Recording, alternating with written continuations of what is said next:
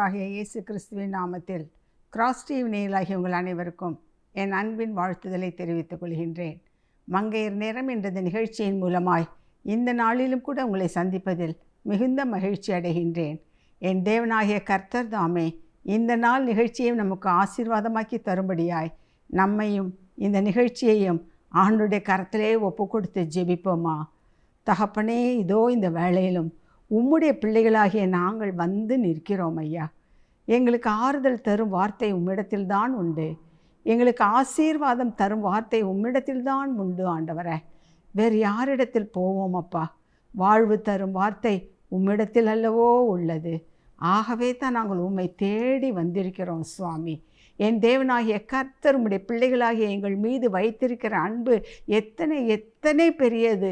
இன்றைக்கும் உயிருள்ளவராய் எங்களோடு கூட இருப்பவராய் எங்களை ஆசீர்வதிப்பதே விருப்பமுடையவராய் இருக்கிற தகப்பனே, உம்மை அல்லாமல் வேறு யாரிடத்தில் நாங்கள் போவோம் சுவாமி. ஆகவே இந்த நேரத்திலும் கூட உம்முடைய திருமுகத்தையே நாங்கள் நோக்கி பார்க்கிறோம். இந்த நாளிலும் எங்களுக்கு தேவையான மன்னாவை நீர்தாமே வானத்தின் பலகணிகளை திறந்து கர்த்தாவே எங்களை போஷிக்கும்படியாய் உம்மையே நோக்கி பார்க்கிறோம் ஆண்டவரே. தகப்பனே, நீர் பேசுவதை நாங்கள் கேட்கும்படியாய் எங்கள் ஒவ்வொருடைய உள்ளத்தையும் நீர் திறந்து கொடுப்பீராக. பரிசுத்த ஆவியானவருடைய ஆளுகைக்குள்ளாக ஒப்பு கொடுத்து ஜெபிக்கிறோம் மீட்பர் இயேசுவின் மூலம் பிதாவே, ஆமேன், ஆமேன். நாம் இன்றைக்கு தியானிக்கும்படியாக எடுத்துக்கொண்ட வேத வசனம் யோவான் சுவிசேஷம் 20ஆம் அதிகாரம் 15வது வசனம். யோவான் 20:15. இயேசு அவளை பார்த்து, ஸ்திரீயே, ஏன் அழுகிறாய்? யாரை தேடுகிறாய் என்றார். கிறிஸ்துவுக்குள் மிகவும் பிரியமானவர்களே, இந்த காலகட்டத்திலே நாம் அடிக்கடி நம்முடைய தியானத்திற்காக எடுத்துக்கொள்கின்ற வேத வசனம்தான் இது. உயிர்த்தெழுந்த ஆண்டவர் முதலாக மகதலேனா மரியாளுக்கு தன்னை காண்பிக்கின்றார். ஆனால் அந்த மரிய மகதலேனாளுக்கு அவர் யார் என்று தெரியவில்லை. ஆகவே அவர் அழுது கொண்டிருக்கின்றார்.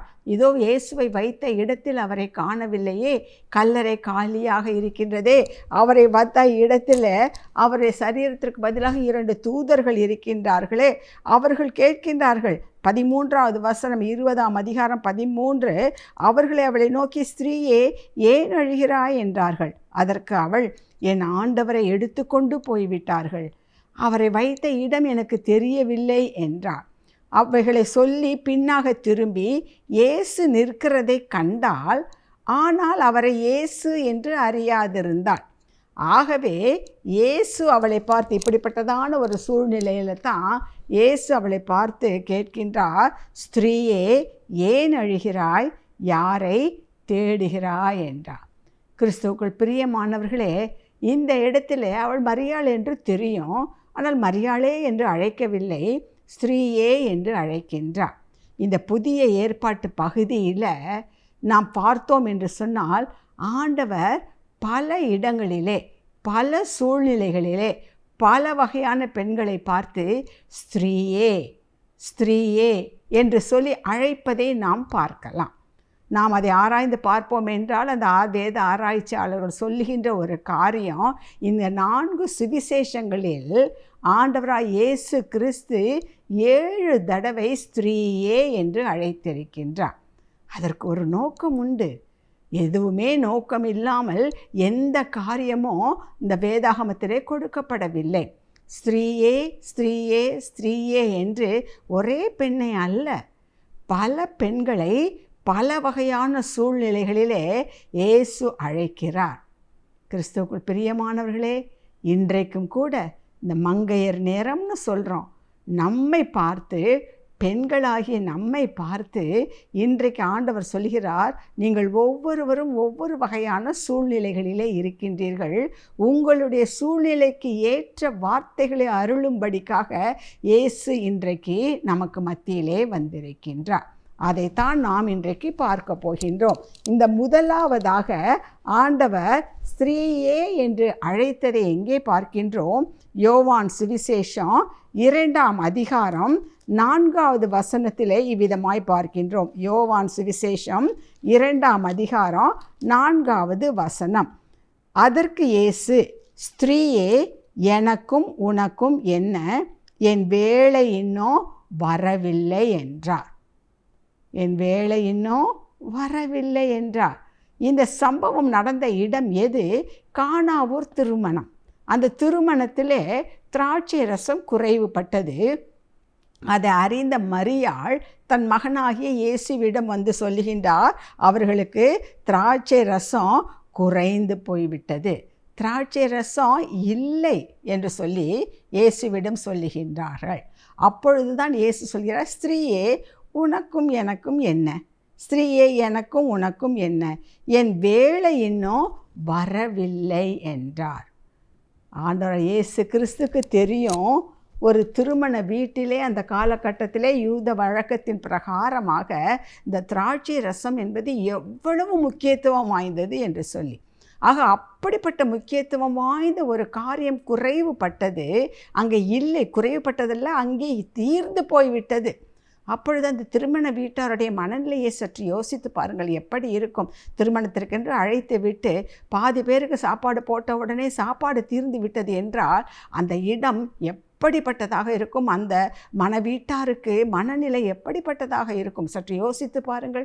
எவ்வளவு அசிங்கப்படுவார்கள், எவ்வளவு கேவலப்படுவார்கள், வந்தவர்கள் எல்லோரையும் எவ்வளவு ஏளனமாக பேசுவார்கள்.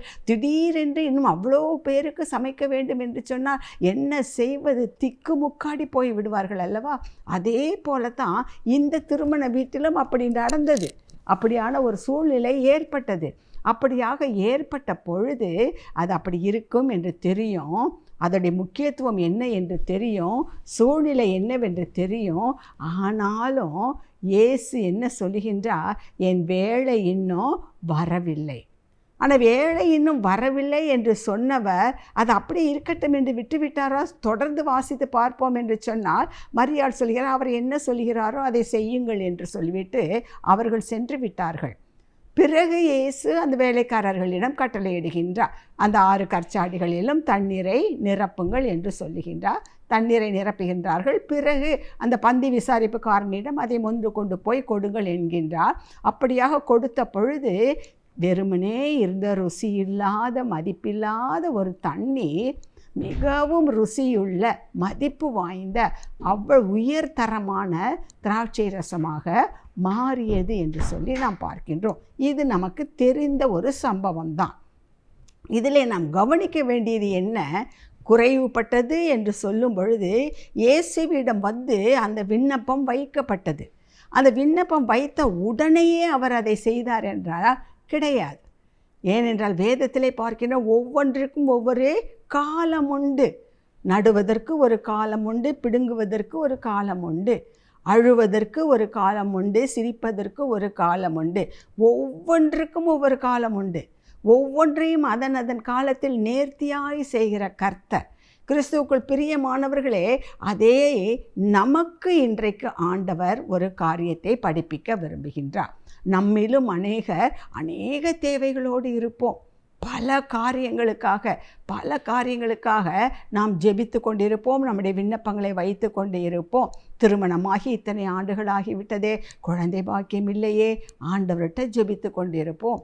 அல்லது பிள்ளைகளுக்கு திருமண வயது இவ்வளவு ஆகிவிட்டதே, இன்னும் அவர்களுக்கு திருமணம் ஆகவில்லையே, அதற்காக நாம் விண்ணப்பத்தை வைத்து கொண்டிருப்போம். ஒரு நல்ல வேலை வேண்டும், ஒரு நல்ல கல்லூரியிலே நமக்கு அட்மிஷன் கிடைக்க வேண்டும், பிள்ளைகளுடைய எதிர்காலம் ஆசீர்வதிக்கப்பட வேண்டும், தொழிலிலே ஒரு முன்னேற்றம் வேண்டும். இப்படி பல விண்ணப்பங்களை நாம் ஆண்டவரிடத்தில் வைத்து கொண்டு தான் இருக்கின்றோம். இவைகளெல்லாம் நமக்கு தேவை என்று அவரும் அறிந்திருக்கின்றார். ஆனால் இந்த இடத்திலே கர்த்தர் நமக்கு சொல்லுகின்ற ஒரு காரியம் என்ன? நம்மை பார்த்து சொல்கிறாரு, இன்னும் என் வேளை வரவில்லை, இன்னும் என் வேளை வரவில்லை. இதை கேட்டுக்கொண்டிருக்கின்ற அன்பான சகோதரனே, சகோதரியே, உன்னுடைய விண்ணப்பம் என்னவாக வேண்டுமென்றாலும் இருக்கலாம், உன்னுடைய தேவை எதுவென்றமானாலும் இருக்கலாம். ஆனால் கர்த்தர் என்ன சொல்கிறாரு தெரியுமா? அது நிச்சயமாக நிறைவேறும், உனக்கு கொடுக்கப்படும். எப்பொழுது? ஏற்ற காலத்தில் அது உனக்கு கொடுக்கப்படும். நீ கேட்டா என்பதற்காக இப்பொழுது கொடுத்து விட்டேன் என்று சொன்னால் அதனால் என்னுடைய நாமம் மகிமைப்படாது, என்னுடைய நாமம் மகிமைப்படாது. இன்னும் மேன்மையான காரியங்களை நீ பார்க்கும்படியாக சில கால தாமதம் ஏற்படுகின்றது. இதை நாம் நன்றாக புரிந்து கொள்ள வேண்டும். அந்த காலம் வரும் பொழுது கர்த்தர் செய்ய வேண்டியதை கச்சிதமாக செய்து முடிப்பார். யோபுவின் புத்தகம் 42ஆம் அதிகாரம் 2வது வசனம் என்ன சொல்லுகின்றது? தேவரே சகலமும் செய்ய வல்லவர். சகலமும், வெறும் தண்ணீரை திராட்சை ரசமாக மாற்றக்கூடியவர், ருசி இல்லாத ஒன்றை மிகுந்த ருசிகரம் உள்ளதாக மாற்றக்கூடியவர், விலை இல்லாத ஒன்றை விலை மதிப்புள்ளதாக மாற்ற அவர் வல்லவராக இருக்கின்றார். ஆக எதையும் அவர் செய்ய வல்லவர். தேவரே சகலத்தையும் செய்ய வல்லவர். நீர் செய்ய நினைத்தது ஒரு நாளும் தடைப்படாது. யோபு அதை உணர்ந்திருந்தான். நீங்களும் நானும் அதை உணர்ந்திருக்கின்றோமா? இதை கேட்டுக்கொண்டிருக்கின்ற அன்பான சகோதரனே, சகோதரியே, ஒவ்வொரு நாளும் நம்ம சொல்கிறோம், இதுக்காக ஜெபிக்கிறோம், இன்னும் வரல, இன்னும் கிடைக்கல, இன்னும் போகலை அப்படி என்று சொல்லி கொண்டிருக்கின்றோம் அல்லவா? நம்மை பார்த்து தான் சொல்கிறார், ஸ்திரீயே, இன்னும் என் வேளை வரவில்லை. உன்னுடைய விண்ணப்பத்திற்கு பதில் கொடுக்கக்கூடிய நேரம் இன்னும் வரவில்லை. அது வந்து விட்டால் யாராலும் அதை தடுத்து நிறுத்த முடியாது. ஒருவராலும் அதுக்கு குறுக்கே நிற்க முடியாது. இவர்களின் ஆசீர்வாதத்தை தடுத்து விட்டார்கள், அவர்களின் உயர்வை தடுத்து விட்டார்கள், இதனால் தான் இப்படி நடந்தது என்று சாக்கு போக்கு சொல்வதற்கு அங்கே இடமே இருக்காது. ஏனென்றால் அவர் சகலத்தையும் செய்ய வல்லவராக இருக்கின்றார். ஆக முதலாவதாக ஆண்டவர் உங்களையும் என்னையும் பார்த்து சொல்கின்றார், தேவைகளோடு அமர்ந்திருக்கின்ற சகோதரனே, சகோதரியே, ஸ்திரீயே. ஸ்திரீயே என்பதை நாம் வெறும் பெண்களை மட்டுமல்ல, எல்லோரும், இதை கேட்டுக்கொண்டிருக்கிற சகோதரர்கள், சகோதரிகள் எல்லோருக்கும் ஆண்டவர் சொல்கின்ற காரியம் என்ன தெரியுமா? என் வேளை இன்னும் வரவில்லை. அதனால் உனக்கு இப்பொழுது அந்த நன்மை கிடைக்கவில்லை என்பதற்காக அது மறுக்கப்பட்டது என்ற அர்த்தம் அல்ல. ஆனால் ஏற்ற காலத்திலே நான் உனக்கு அதை நிறைவேற்றுவேன் என்று சொல்லுகின்றார். கிறிஸ்துவுக்குள் பிரியமானவர்களே, இதை நாம் அப்படியே அங்கீகரித்து கொள்வோமா? ஆண்டவர் சொல்கிறார்ல, இப்போ இல்லைம்மா, இன்னும் கொஞ்ச நாளில், இப்பொழுது அல்ல, இன்னும் சில மாதங்களில், இன்றைக்கு அல்ல, நாளைக்கு கர்த்தர் சொல்லுகின்றார். ஆனால் அவர் சொன்னால் சொன்னது தான். அவர் சொல்லியும் செய்யாமல் இருப்பாரோ? கிறிஸ்துவுக்குள் பிரியமானவர்களே, மனம் மாற அவர் மனுபுத்திரன் அல்ல, அதை புரிந்து கொள்ளுங்கள். அவரிடத்தில் ஒரு விண்ணப்பத்தை வைத்து விட்டோம் என்று சொன்னால், எப்பொழுது அதை நிறைவேற்றுமோ, எப்பொழுது அது நமக்கு நல்லதோ, மிகுந்த ஆதாயம் உள்ளதாக இருக்குமோ, அந்த சமயத்தில் தான் அவர் சரியாக அதை நிறைவேற்றுவார். யார் குறுக்க நின்றாலும் அதை தடுத்து விட முடியாது. இதை முதலாவது புரிந்து கொள்ளுங்கள். அடுத்ததாக, இரண்டாவதாக அவர் சொல்வது மத்தேயு சுவிசேஷம் 15ஆம் அதிகாரம் 28வது வசனம். மத்தேயு 15:28 இன்னொரு ஸ்திரீ, இயேசு அவளுக்கு பிரதியுத்தரமாக, ஸ்திரீயே, உன் விசுவாசம் பெரிது, நீ விரும்புகிறபடி உனக்கு ஆக கடவது என்றார். அந்நேரமே அவள் மகள் ஆரோக்கியமானாள். இப்போ இங்கே இந்த ஸ்திரீ என்பவள் யாரை குறிக்கிறது என்றால், ஒரு கானானிய ஸ்திரீ. கானானிய ஸ்திரீ என்றால் புற ஜாதிகளிலிருந்து இயேசுவை அறிந்து அவரிடத்தில் நன்மை பெறுவதற்காக வந்தவள். இங்கே புற ஜாதி என்று சொன்னால் இஸ்ரவேலர் தேவனால் தெரிந்து கொள்ளப்பட்ட ஜாதி என்று அழைக்கப்படுகின்றது. அவர்களை தவிர மற்றவர்கள் எல்லோருமே புறஜாதிகள் என்று அழைக்கப்படுகின்றார்கள். இந்த கானானிய ஸ்திரீயும் புறஜாதியை சேர்ந்த பெண். அவள் இயேசுவை குறித்து கேள்விப்படுகின்றாள். ஆகவே அவளுடைய பிள்ளை பிசாசினால் கொடிய வேதனைப்பட்டு ரொம்ப துன்பப்படுகின்றாள். அதற்கு விடுதலை இயேசுதான் கொடுக்க முடியும் என்பதை கேள்விப்பட்டு, எப்படியாவது அந்த பிள்ளைக்கு சுகம் கிடைத்து விடாதா என்று சொல்லி இயேசுவை தேடி வருகின்றாள். அந்த சம்பவமும் நமக்கு அழகாக மத்தேயு சுவிசேஷம் 15ஆம் அதிகாரம் 22 வசனங்கள்லேருந்து வாசித்து பார்த்தீர்கள் என்று சொன்னால் அதில் தெளிவாக சொல்லப்பட்டிருக்கு. அப்போ அவள் கேள்விப்பட்டு இயேசுவிடம் பின்னாடியே வர்றா, இப்படியாக என் பிள்ளை இவ்வளோ கொடிய வேதனைப்படுகின்றாளே, அதிலிருந்து அவளுக்கு ஒரு விடுதலை தாரும் என்று சொல்லி. ஆனால் அந்த வசனத்தை வாசித்து பார்த்தீங்கன்னா, இயேசு கேட்காதவர் போல் அவர் பாட்டு போயிட்டே இருக்கார். பின்னாடி இந்த அம்மா கேட்டுகிட்டே வர்றாங்க, அவர் பாட்டு போயிட்டே இருக்கார். சீடர்கள் கூட சொல்கிறாங்க, ஐயோ இந்த அம்மா கூப்பிட்டுட்டே வருது, ஏதாவது சொல்லி அவங்கள அனுப்புங்கன்னு சொல்லி சொல்கிறாங்க. அப்பொழுதும் இயேசு என்ன சொல்லுகின்றார்? பிள்ளைகளின் அப்பத்தை எடுத்து நாய்க்குட்டிகளுக்கு போடலாமா? நான் என் பிள்ளைகளுக்காக வந்திருக்கேன். ஆக பிள்ளைகளின் அப்பத்தை எடுத்து நாய்க்குட்டிகளுக்கு நான் எப்படி போட முடியும்?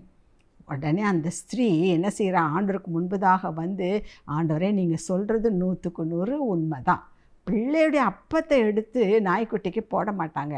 ஆனால் பிள்ளைகள் மேஜையிலேருந்து சாப்பிடும்போது கீழே சில துணிக்கைகள் விழுமே, அந்த துணிக்கைகளை சாப்பிட்டு அந்த நாய்க்குட்டி பசியாரும் அல்லவா, அதை போல எனக்கு உதவி செய்யும் என்று சொல்லி கேட்கின்றார். அப்பொழுதுதான் இயேசு சொல்கின்றார், ஸ்திரீயே, உன் விசுவாசம் பெரிது. இதை கேட்டுக்கொண்டிருக்கின்ற அன்பான சகோதரனே, சகோதரி, உன்னையும் என்னையும் பார்த்து ஆண்டவர் இதை சொல்வாரா?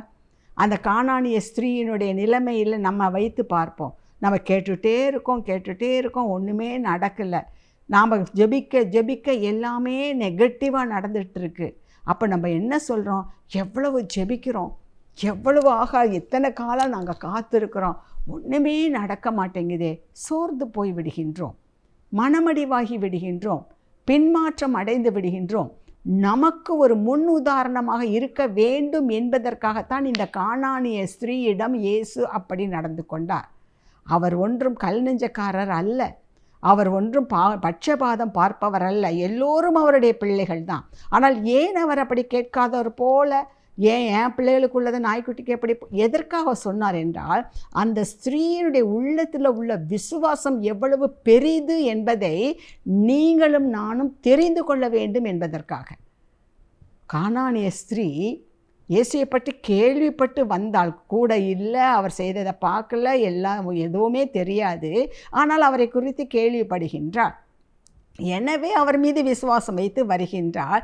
எந்த சூழ்நிலையிலும் அவர் எனக்கு உதவி செய்ய வல்லவராக இருக்கிறார் என்று சொல்லி அவள் விடாப்பிடியாக அவரை பின்தொடர்ந்து வருகின்றார். இதை நாம் புரிந்து கொள்ள வேண்டும், நாம் தெரிந்து கொள்ள வேண்டும் என்பதற்காகத்தான் இயேசு அவளிடம் அவ்வளவு கடினமாய் நடந்து கொண்டார். எதற்கு தெரியுமா? நீங்களும் நானும் அவள்கிட்ட உள்ள விசுவாசத்தை கற்றுக்கொள்ள வேண்டும் என்பதற்காக. எந்த சூழ்நிலையிலும் நான் அவரை விட்டு பின்வாங்க மாட்டேன். யோபு அதை தானே சொல்கிறாரே, என் தோல் முதலாய் அழுகி போனாலும், எல்லாமே கெட்டு போனாலும் நான் என்ன செய்ய மாட்டேன், அவரை விட்டு பின்வாங்க மாட்டேன் என்று சொன்னாரே. அதை நீங்களும் நானும் கற்றுக்கொள்ள வேண்டும். அப்படிப்பட்டவர்களை பார்த்து தான் ஆண்டவர் சொல்கிறார், உன் விசுவாசம் பெரிது.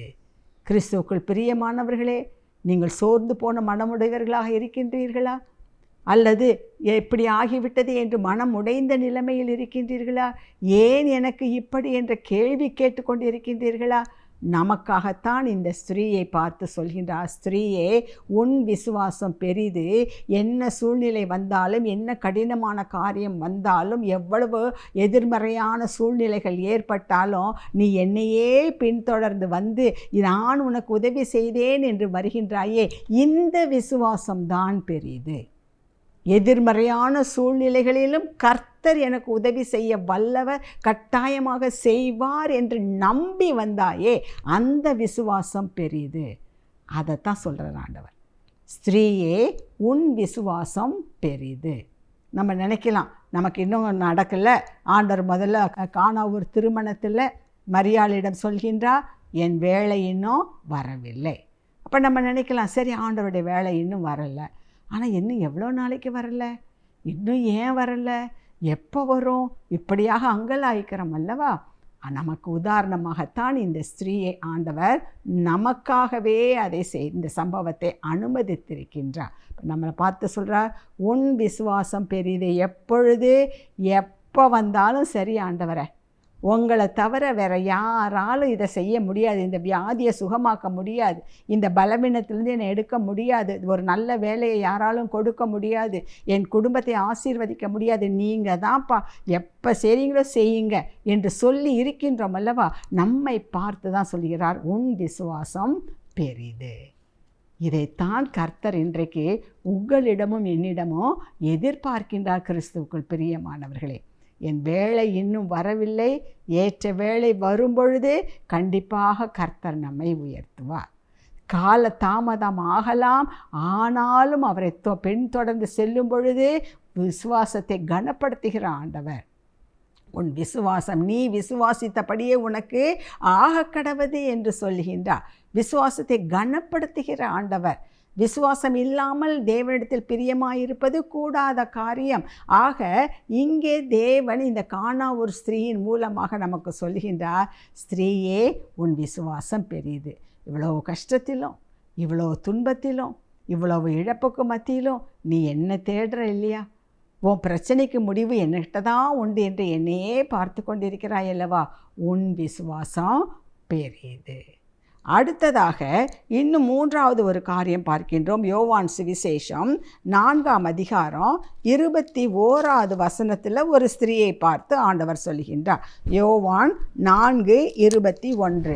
அதற்கு இயேசு, ஸ்திரீயே, நான் சொல்லுகிறதை நம்பு. நீங்கள் இந்த மலையிலும் எருசலேமிலும் மாத்திரமல்ல, எங்கும் பிதாவை தொழுது கொள்ளும் காலம் வருகிறது. இங்கே இன்னொரு ஸ்திரீ, அவளை பார்த்து ஆண்டவர் சொல்கிறார், ஸ்திரீயே, நான் சொல்லுகிறதை நம்பு. இன்றைக்கி உங்களையும் என்னையும் பார்த்து சொல்கிறார், ஸ்திரீயே, சகோதரனாக இருக்கலாம், சகோதரி. ஏன்னா தாய் நாடுன்னு சொல்கிறோம். தாய் நாடுன்னா வெறும் பெண்களுக்குரிய நாடு அல்ல. ஆண்கள் பெண்கள் எல்லோரும் சேர்ந்து அது ஒரு தாயை போல இருக்கின்ற அந்த அன்பு நிறைந்த, பாசம் நிறைந்த, ஒற்றுமை நிறைந்த ஒரு இடமாக இருக்க வேண்டும் என்பதற்காகத்தான் தாய் நாடுன்னு சொல்கிறோம். அதை போல தான் இங்கே ஸ்திரீயே, ஆண்டவர் சொல்கிறார், நான் சொல்லுகிறதை நம்பு. இந்த செய்தியை கேட்டுக்கொண்டிருக்கின்ற உங்களையும் என்னையும் பார்த்து கர்த்தர் சொல்லுகின்றார், நான் சொல்லுகிறதை நம்பு. என்னது? யாரை பார்த்து சொல்கிறாரு? இங்கே சமாரிய பெண்ணை குறித்து சொல்லுகின்றார். அந்த சமாரியாவில் அவர் வருகின்றார். மத்தியான வேளையில் ஒரு பெண் அந்த கிணற்றிலே தண்ணீர் எடுக்கும்படியாக வருகின்றார். அவள் எப்படிப்பட்டவள் என்றால், அவளுடைய கேரக்டர் கொஞ்சம் மோசம் என்று நாம் இந்த பகுதியிலே நாம் பார்க்கின்றோம். எனவே தான் அவளால் என்ன செய்ய முடியவில்லை, மற்ற பெண்கள்லாம் வருகின்ற நேரத்தில் வந்து தண்ணி எடுக்க வர முடியவில்லை. எனவே மத்தியான வெயில் நேரத்தில் யாரும் அப்படி வருவது கிடையாது. அதனால் ஒருத்தரும் வராது. ஏன் அப்படி வரலன்னா, அவள் வந்தானா எல்லாரும் அவளை ரொம்ப கேவலமாக பேசுவாங்க. அவள் மனம் அடிவு உண்டாகும்படியாக பேசுவார்கள், மனம் நொறுக்கப்படும்படியாக பேசுவார்கள், அவளை உதாசீனப்படுத்துவார்கள். ஆகவே அவள் என்ன செய்கின்றாள், மற்றவர்களெல்லாம் வராத ஒரு நேரத்தில் நம்ம போவோம் என்று சொல்லி போகின்றாள். அந்த நேரத்தில் அவளை தேடி இயேசு வருகின்றார். இயேசு வந்து அவளிடம் கேட்கின்றார், குடிக்க கொஞ்சம் தண்ணீர் தா என்று. நடந்த சம்பவங்கள் நமக்கு தெரிந்த ஒன்று தான். அவசரம் நான் சமாரிய பெண்ணாக இருக்கும்போது, எப்படி நீங்கள் யூதராக இருக்கீங்க, என்கிட்ட தண்ணி கேட்கலாம். ஏனென்றால் யூதர்கள் சமாரியர்களை ஒதுக்கி வைத்திருப்பார்கள். இப்போ இதெல்லாம் சொல்லிக் கொள்கிறார்கள் அல்லவா, அவர்கள் அந்த உயர்ந்த ஜாதியை சார்ந்தவர்கள், இவர்களுக்கு தாழ்ந்த ஜாதியை சார்ந்த, இதெல்லாம் மனுஷனாக ஏற்படுத்தி கொண்டது, கர்த்தர் ஏற்படுத்தின காரியம் அல்ல. அதை புரிந்து கொள்ள வேண்டும். அந்த காலகட்டத்தில் யூதர்கள் ஏன் இவர்களை தாழ்வாக எண்ணினார்கள் என்றால், இவர்கள் அந்த யூதர்களாக இருந்தவர்கள் தான் மற்றவர்களோடு கலந்து விட்டார்கள். எனவே உண்மையான யூத பாரம்பரியம் பழக்க வழக்கங்களிலிருந்து இவர்கள் மாறுபட்டவர்களாக போன காரணத்தினால் அவர்களை இவர்கள் ஒதுக்கி விட்டார்கள். அவர்களோடு எந்த சம்பந்தமும் வைத்து கொள்ள மாட்டார்கள். ஆக அப்படி இருக்கும்போது, நீர் யூதனாயிருக்க என்னிடத்தில் எப்படி தண்ணீர் கேட்கின்றார் என்று அங்கே அவர்கள் 2 பேருக்கும் நடுவில் ஒரு சம்பாஷணை நடக்கின்றது. அப்பொழுது ஆண்டவர் சொல்கிறாரு அந்த சமாரிய பெண்ணை பார்த்து, நீ போய் உன் புருஷனை அழைத்து கொண்டு வா. அப்போ அவள் சொல்கிறா, எனக்கு புருஷன் இல்லை. ஆண்டவர் சொல்கிறா, நீ சொல்கிறது உண்மைதான். உனக்கு ஏற்கனவே 5 புருஷர்கள் இருந்தார்கள், இப்பொழுது இருப்பவனும் உனக்கு புருஷன் அல்ல என்று சொன்ன உடனே அவள் சொல்கிறா, நீர் ஒரு தீர்க்கதரிசி. ஏன்னா அதான் உண்மை. அவளுக்கு கணவன் என்று ஒருவர் கிடையாது. எனவே ஏற்கனவே 5 பேரிடம் இருந்து விட்டால் இப்பொழுது இருப்பவனும் அவளுக்கு கணவனாக இல்லை. கிறிஸ்துவுக்குள் பிரியமானவர்களை சொல்ல, நீங்கள் தீர்க்கதரிசி என்று சொல்லி அவர் சொல்லுகின்றார்.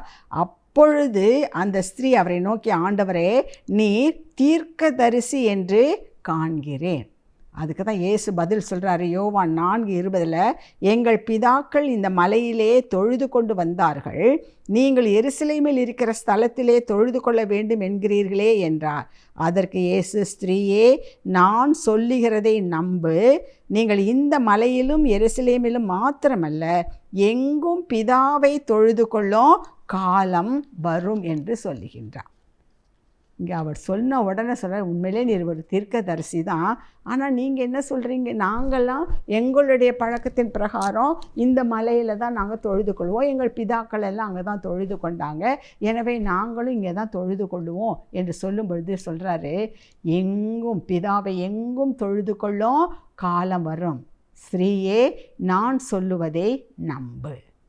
இன்றைக்கு உங்களையும் என்னையும் பார்த்து ஆண்டவர் என்ன தெரியுமா சொல்கிறாரு, பாரம்பரியத்தின் காரணமாக பல காரியங்களை நாம் செய்து கொண்டு வருகின்றோம். சத்தியத்திற்கு புறம்பான அநேக காரியங்கள். இது ஏனென்றால் இது பாரம்பரியம்.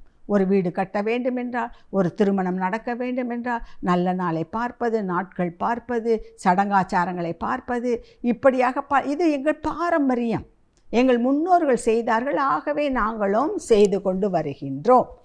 ஆக அதை நாங்கள் விட்டுவிட முடியாது அல்லவா? இந்த குறிப்பிட்ட வம்சம் என்றால் அந்த குறிப்பிட்ட வம்சத்தில் தான் நாங்கள் பெண் கொடுக்க, பெண் எடுக்க வேண்டும். இது எங்கள் பாரம்பரியம், இதை விட்டு போக முடியாது.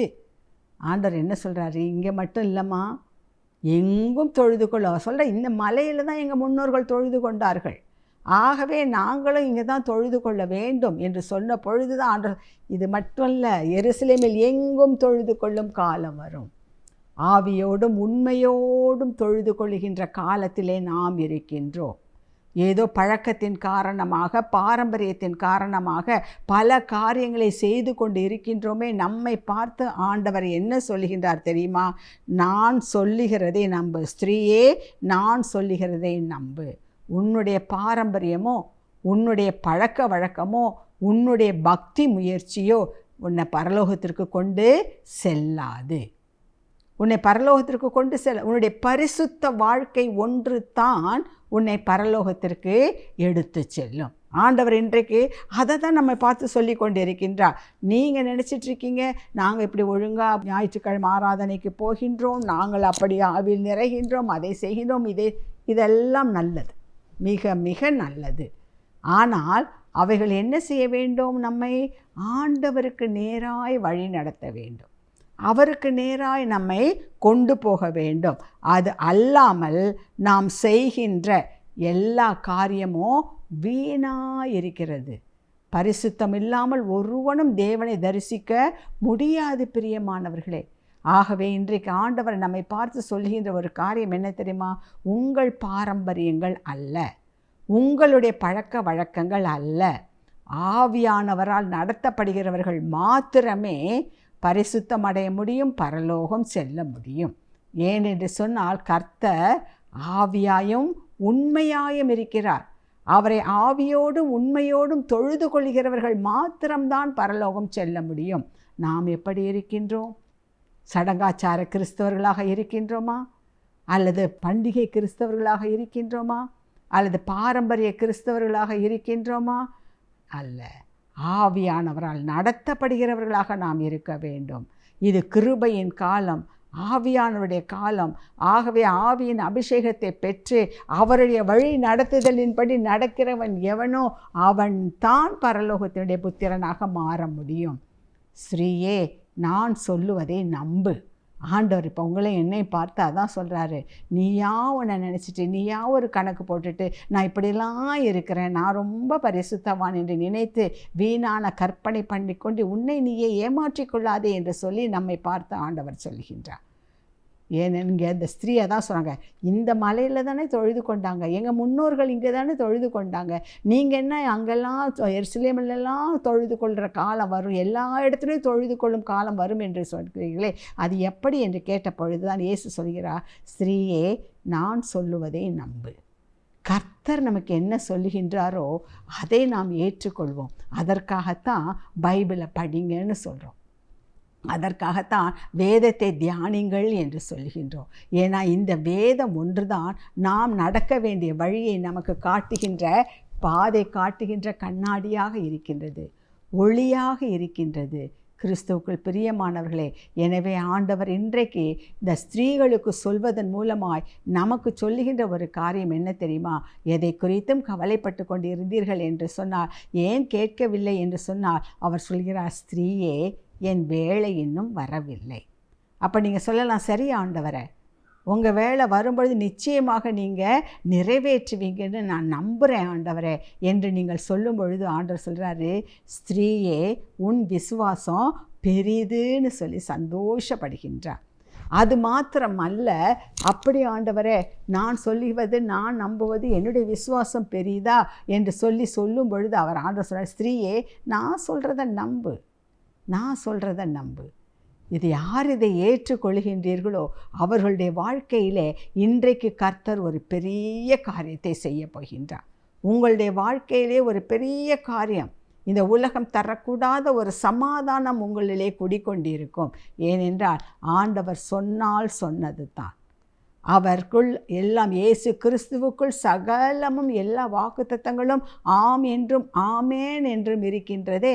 அப்படியாக யாரெல்லாம் இதை தங்கள் உள்ளத்தில் ஏற்றுக்கொள்கின்றீர்களோ, யாரெல்லாம் இதை உங்களுடைய உணர்வாக மாற்றிக்கொள்கின்றீர்களோ, அத்தனை பேருக்கும் கர்த்தர் ஆசீர்வாதத்தின் ஊற்றாக இருந்து ஏற்ற வேளையில் எல்லாவற்றையும் நன்மையும் செவ்வையுமாய் செய்து கொடுக்க அவர் போதுமானவராக இருக்கிறார். ஆகவே தான் அவர் சொல்கிறார், ஸ்திரீயே, நான் சொல்லுவதை நம்பு.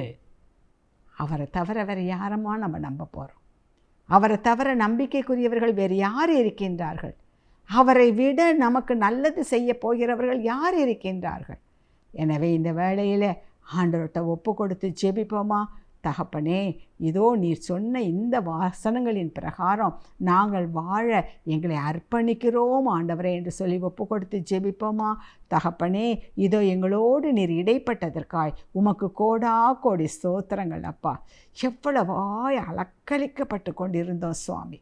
தகப்பனே, எங்கள் மனசில் ஒரு நிம்மதி இல்லை ஆண்டவரே. அப்பா, நேற்றுக்கு இருந்த அந்த ஒரு நம்பிக்கை இன்றைக்கு இல்லை கர்த்தாவே. ஏனென்றால் இவ்வளவு காலமாக ஜெபித்து கொண்டிருந்தோமே, ஏன் இன்னும் எங்களுக்கு கிடைக்கல என்ற கேள்விதான் இருந்ததே தவிர, என் தேவன் ஏற்ற வேளையிலே செய்வீர், இன்னும் வேலை வரவில்லை என்பதை நாங்கள் உணராதவர்களாக இருந்து விட்டோம் ஐயா. தகப்பனே, நீண்ட காலம் காத்திருத்தல் ஆத்துமாவுக்கு இளைப்பை உண்டு பண்ணும், விரும்பியது வரும்பொழுதோ ஜீவ விருட்சம் போல் இருக்கும் என்று வேதத்தில் பார்க்கின்றோமே. அப்படியாக நீண்ட காலம் காத்திருக்கும் பொழுது நாங்கள் சோர்ந்து போய்விடுகிறோம் ஐயா. மனமாற்றம் அடைந்து விடுகிறோம் சுவாமி. ஜெபத்தை நிறுத்தி விடுகிறோம், வேத வாசிப்பை குறைத்து விடுகின்றோம். எங்களுக்கு நிம்மதியே இல்லை ஆண்டவரே.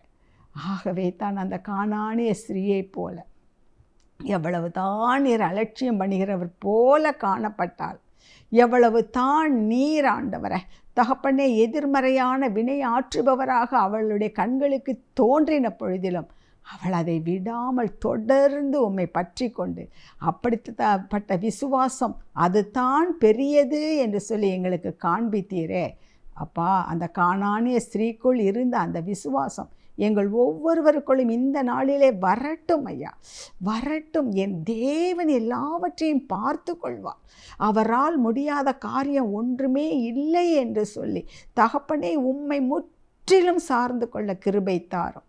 அப்பொழுது நீர் எங்களை பார்த்து சொல்வீர், ஸ்திரீயே, உன் விசுவாசம் பெரிது, மகளே, மகனே, உன் விசுவாசம் பெரிது என்று சொல்லி எங்களை பார்த்து நீர் சொல்லும்படியாக எங்கள் ஒவ்வொருவருடைய மனநிலையை நீர் இந்த வேளையில் நீர் மாற்றி தாரும் ஆண்டவரே, நீர் மாற்றி தாரும் சுவாமி. நான் உன்னை விட்டு விலகுவதும் இல்லை, உன்னை கைவிடுவதும் இல்லை. நான் உனக்கு போதித்து நீ நடக்க வேண்டிய வழியை உனக்கு காட்டுவேன், உன் மீது என் கண்ணை வைத்து உனக்கு ஆலோசனை சொல்லுவேன் என்று சொன்ன கர்த்தர் அப்படியே செய்வீர் என்பதை நாங்கள் நம்பி ஏற்றுக்கொள்ள கிருபை தாரும். ஆகவே தான் நீர் சொன்னீர், ஸ்திரீயே, நான் சொல்லுவதை நம்பு.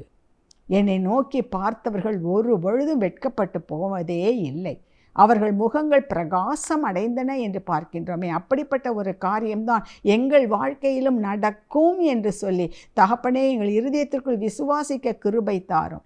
இந்த செய்தியை கேட்டுக்கொண்டிருந்த ஒவ்வொரு பிள்ளைகள் உள்ளத்திலும் ஆண்டவரே இது ஆழமாய் பதித்து கொள்ளட்டும், அதன் மூலம் மேன்மையை காணட்டும்.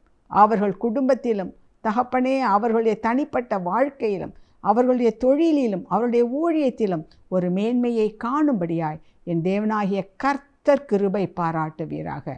உம்முடைய கிருபைக்குள்ளாக ஒப்பு கொடுத்து ஜெபிக்கிறேன் மீட்பர் இயேசுவின் மூலம் பிதாவே. ஆமென், ஆமென். ஸ்ரீயே, நான் சொல்லுவதை நம்பு. God bless you.